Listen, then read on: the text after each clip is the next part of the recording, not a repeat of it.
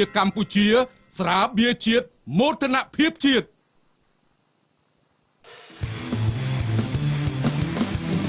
សូមស្វាគមន៍ជាបន្ត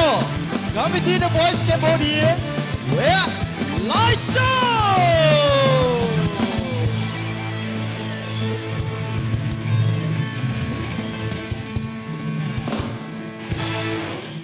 ប្រិមត្តទូរទស្សនិកជនកម្មវិធី The Voice Cambodia នាំមកជូនលោកអ្នកដាច់មុខដោយស្រាបៀរកម្ពុជាស្រាបៀរកម្ពុជាស្រាបៀរជាតិមោទនភាពជាតិសូមពិសាដោយការទទួលខុសត្រូវនៅក្នុងពេលនេះអារម្មណ៍របស់ទូរទស្សនិកជនដែលទស្សនានៅទីនេះផ្ទាល់បងប្អូនដែលទស្សនានៅតាមគេហដ្ឋានរាប់លានអ្នកទូទាំងប្រទេសជាពិសេសខូចទាំង4រូបហើយសំខាន់បំផុតគឺបេក្ខជនបេក្ខនារីទាំង3រូបមិនដឹងថាតើបេក្ខជនឬក៏បេក្ខនារីរូបណាដែលទទួលបានការបោះឆ្នោតវ៉ូតគ្រប់គ្រងច្រើនជាងគេ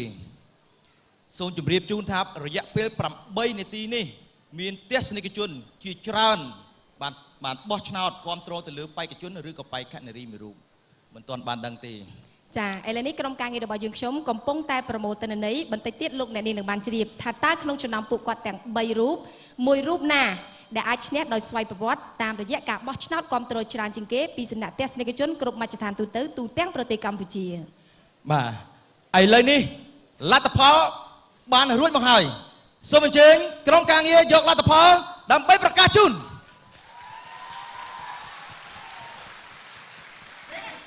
បាទសូមអរគុណនេះគឺជាលទ្ធផលសម្រាប់ជូនដល់បេក្ខជនឬក៏បេក្ខនារីមួយរូបដែលទទួលបានការបោះឆ្នោតគ្រប់គ្រងពីទស្សនិកជនច្រើនជាងគេហើយគាត់នឹងត្រូវបន្តទៅវគ្គបន្តទៀតពេលវេលាមួយនេះនាងខ្ញុំជឿជាក់ថាទស្សនិកជនទាំងអស់កំពុងតែមានអារម្មណ៍ក្តុកក្តួលនិងរំភើបចំនួនបេក្ខភាពមួយរូបនោះដែលបានឈ្នះតាមរយៈការបោះឆ្នោតច្រើនជាងគេបាទឥឡូវនេះលោកវិបុលឥឡូវនេះខ្ញុំបាទសូមបាទបើកមើលដើម្បីបង្ហាញជូន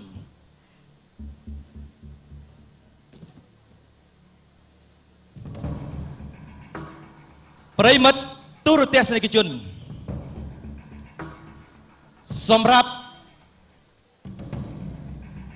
អ្នកដែលទទួលបានការបោះឆ្នោតគាំទ្រច្រើនជាងគេពីទស្សនិកជនបានទៅលើ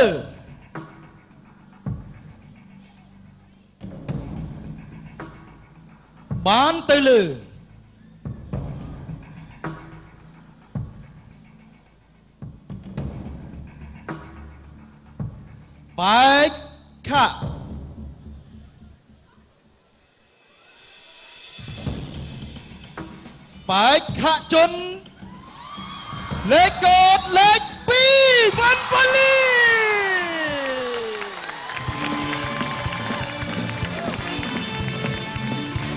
អបអរសាទរ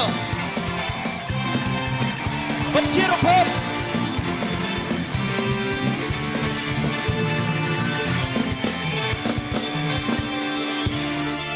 ទស្សនិកជនជាទីមេត្រីបេក្ខជនវ៉ាន់ប៉ូលីអាចឆ្លងផុតនៅក្នុងថ្ងៃនេះហើយប៉ុន្តែយើងនៅសល់បេក្ខភាពរបស់យើង2រូបទៀតដែលកំពុងតែតានតឹងនៅក្នុងដំណាក់កាលនេះបេក្ខនារីបានមនីលៈនិងបេក្ខជនសុនលីហៀងមិនដឹងថាមួយរូបណាអាចបន្តទៅកម្មវិធីរបស់យើងវគ្គក្រោយទៀតឥឡូវនេះទុកតួនាទីនេះដល់ខូចសុវណ្ណរាជអរគុណសម្រាប់ជំនួយគ្រប់គ្រងសម្រាប់ខ្ញុំបាទផ្ទាល់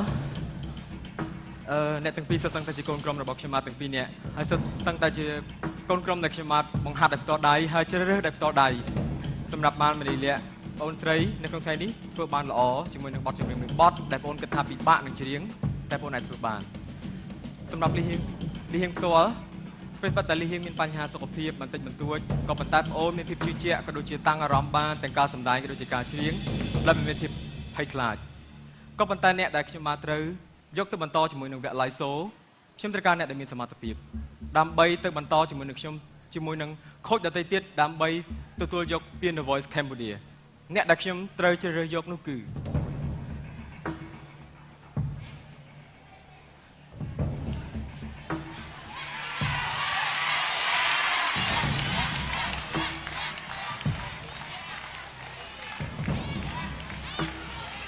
បានមនីលៈ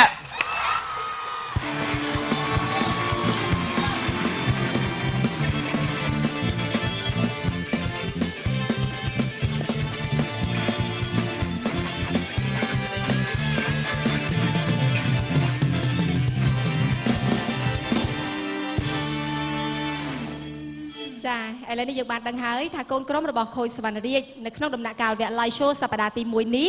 មានបេក្ខជន2ចាគឺបេក្ខជនចាអាចបន្តទៅកាន់វគ្គក្រោយទៀតដោយឡែកយើងក៏សូមចូលរួមសោកស្ដាយដល់បេក្ខជន បាទ ចា សោកស្ដាយផងបងប្អូនសុលីហៀងបាទឱកាសក្រោយយើងនឹងជួបគ្នាទៀតបាទប្រឹងប្រែងផងណាបាទអរគុណច្រើនបាទសូមអរគុណ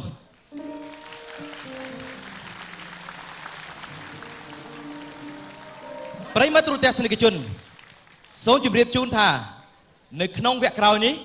គឺជាការបង្ហាញនៅសមត្ថភាពរបស់បេក្ខជននិងបេក្ខនារីដែលជាកូនក្រុមរបស់ខូចមួយរូបទៀត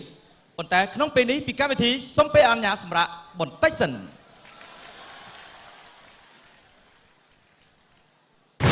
Voice Cambodia ឧបត្ថម្ភផ្ដាច់មុខដោយស្រាបៀរកម្ពុជា